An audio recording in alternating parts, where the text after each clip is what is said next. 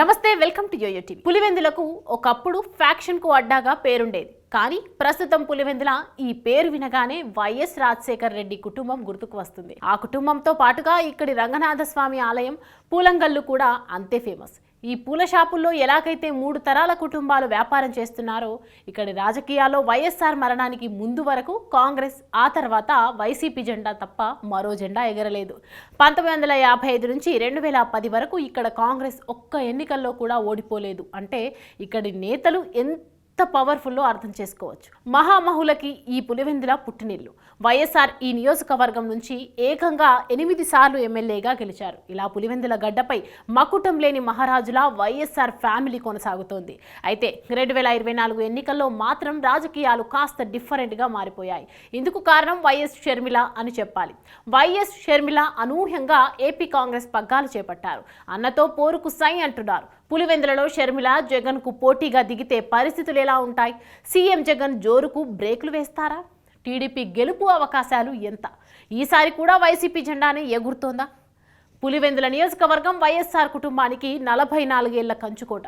ఈ సెగ్మెంట్లో మొత్తం 2,12,000 మంది ఓటర్లు ఉన్నారు. వీరిలో మహిళల సంఖ్య అధికం.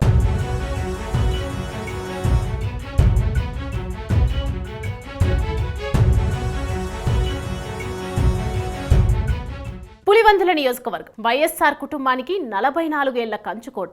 ఈ సెగ్మెంట్లో మొత్తం 2,12,000 మంది ఓటర్లు ఉన్నారు. వీరిలో మహిళల సంఖ్య అధికం. నియోజకవర్గంలో మహిళలు 1,07,000 మంది ఉంటే పురుషుల సంఖ్య 1,05,000 వరకు ఉంటుంది. వీరిలో రెడ్డి సామాజిక వర్గం వారే అధికం. మిగతా బీసీ కులాలతో పాటు ఎస్సీలు కూడా ఉన్నా వారి సంఖ్య నామమాత్రమే. వీరిలో రెడ్లే నియోజకవర్గంలో గెలుపోటములను నిర్దేశిస్తూ ఉంటారు. ఇక 1955లో ఏర్పాటైన కడప జిల్లా పులివెందుల నియోజకవర్గం ఇప్పటి వరకు జరిగిన 15 అసెంబ్లీ ఎన్నికల్లో 11 సార్లు వైఎస్ కుటుంబానికి విజయాలు కట్టబెట్టింది.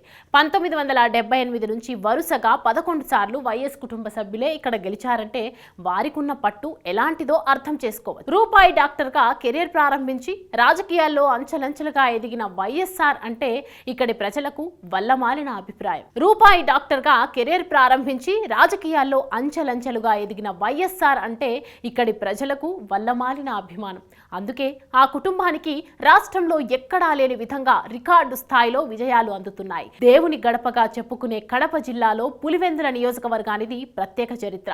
ముఖ్యంగా దివంగత సీఎం వైఎస్ రాజశేఖర్ రెడ్డిని రాష్ట్రానికి పరిచయం చేసిన ఘనత ఈ నియోజకవర్గానిదే. గుల్బార్బా మెడికల్ కాలేజీలో ఎంబీబీఎస్ చదివి పులివెందుల నియోజకవర్గంలో రూపాయి డాక్టర్ గా ప్రస్థానం ప్రారంభించిన వైఎస్ రాజశేఖర్ రెడ్డి అనంతరం తండ్రి రాజారెడ్డి సూచన మేరకు రాజకీయాల్లో ప్రవేశించి ఎన్నో పదవులు చేపట్టారు.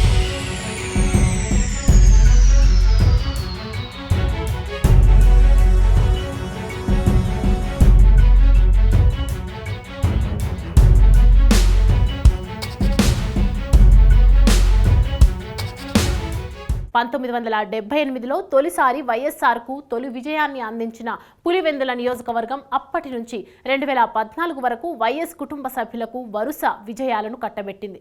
1978, 83, 85 ఎన్నికల్లో వైఎస్ఆర్ ఇక్కడి నుంచి ఎమ్మెల్యేగా గెలవగా 1989, 1994లో ఆయన సోదరుడు వివేకానందరెడ్డి పోటీ చేసి గెలిచారు.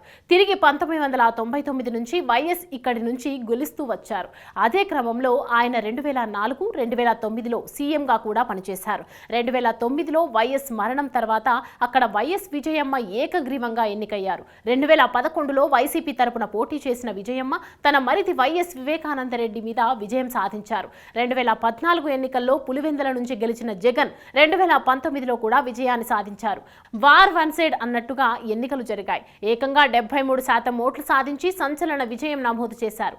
టీడీపీ నుంచి బరిలోకి దిగిన వెంకట సతీష్ కుమార్ రెడ్డి కంటే 50% ఎక్కువగా ఓట్లు పోలయ్యాయి. సతీష్ కుమార్ రెడ్డికి కేవలం 23% ఓట్లు మాత్రమే పోలయ్యాయి. ఇక ఇతరులకు 4% ఓట్లు వచ్చాయి. ఇది గత ఎన్నికల్లో ఉన్న పరిస్థితి.